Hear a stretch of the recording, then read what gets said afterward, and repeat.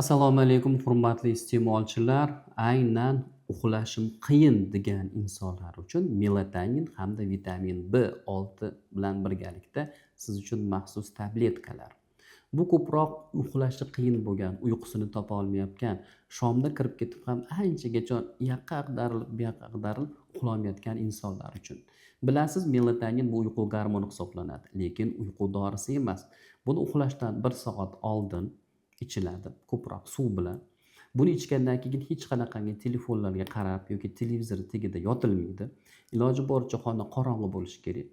Ko'zingizga hech qanaqangi nur tushmasligi kerak. Buni ko'proq kimlarga? Kun-tun almashib qolgan holatlarida, uzoq safarlarga chiqqan paytingizda, mana akklimatizatsiya deb aytamiz. Bitta mamlakatdan ikkinchi mamlakatga uchib borgan holatlaringizda uxlash qiyin bo'ladigan bo'lsa, mehmonlarga borgan paytda uxlashingiz qiyin bo'ladigan bo'lsa yoki yarim tunda qayoqqadir ishga chiqib ketish holatlari bo'ladigan bo'lsa, uyqungizni topa olmayapsizmi? Marhamat, sizga melatonin B6 bilan birgalikda. B6 nimaga qo'shilgan bu joyga? Bu yana sizni mana shu uyqusizlikdan asabiylashish holatlaringiz bo'ladi. Tajanglik, xotirani pasayishlari yoki bo'lmasam yuragingizni o'ynab ketish holatlarini bartaraf etadigan ajoyib yechim. Faqatgina buni kursi 1 oygina ichiladi. Esingizdan chiqazmang.